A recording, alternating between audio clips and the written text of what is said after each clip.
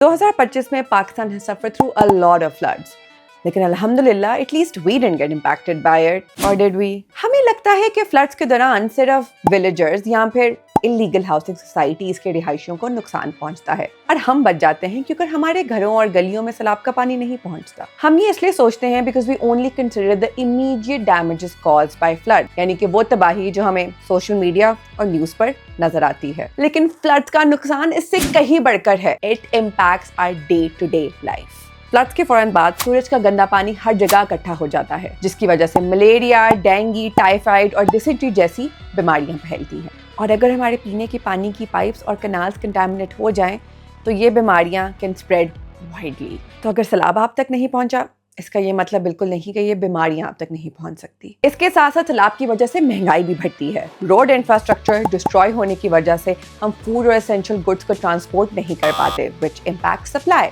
और growing number of flood affectees को accommodate करने के लिए इन चीजों की डिमांड इंक्रीज हो जाती है, which overall increases the prices. In the weeks and months following the floods ये मसले बढ़ते चले जाते हैं। इतनी इंटेंस फ्लडिंग के बाद खेतों को सूखने में महीनों और सालों लग जाते हैं, और सूखने के बाद भी there contaminated with so much सूरज एंड डिब्री कि वो 2 से 5 साल तक कुछ नहीं उगा सकते। 2022 के फ्लड्स के बाद अभी भी बहुत ज्यादा खेत हैं जहां पर कुछ नहीं उग सकता। फ्लड्स में डिस्ट्रॉयड रोड्स और ट्रेन ट्रैक्स को भी रीबिल्ड करने में सालों लग जाते हैं, जिसकी वजह से पूरे मुल्क में ट्रांसपोर्टेशन कॉस्ट इंक्रीज होती है और कुछ अफेक्टेड एरियाज में तो बिल्कुल ही बंद हो जाती है।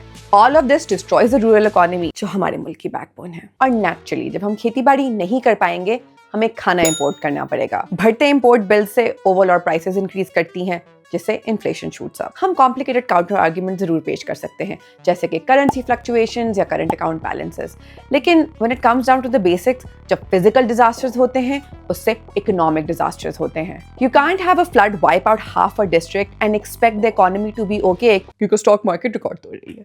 द महंगाई, इक्का दुक्का सब्जियों की शॉर्टेजेस, कुर्बानी के जानवरों की प्राइसेस में सालाना इजाफा, that's how climate change and floods impact those जिनके घरों में सैलाब का पानी नहीं पहुंचता। हमारी मिसमैनेजमेंट और इंडिया के करतूत असाइड, क्लाइमेट चेंज हर साल फ्लड्स को ज़्यादा इंटेंस और ज़्यादा फ्रीक्वेंट कर रहा है। This is an established science. Dams ना भी होते तो सैलाब ऐसे ही आते। क्या हम अपनी रोड्स और हाईवेज हर साल दोबारा से बनाना अफोर्ड कर सकते हैं? क्या हम खेती बाड़ी छोड़ के अपना सारा खाना इंपोर्ट करना अफोर्ड कर सकते हैं? इंपोर्टेड दूध, इंपोर्टेड अंडे, अपनी मकान को सड़कों से 10 फीट ऊंचा करने की कोई भी तुक नहीं अगर हमारा खाना यूके से ज्यादा महंगा हो, साफ पानी कहीं भी पीने को ना मिले और डेंगू सर दर्द जितना कॉमन हो जाए। We need to act on climate action today.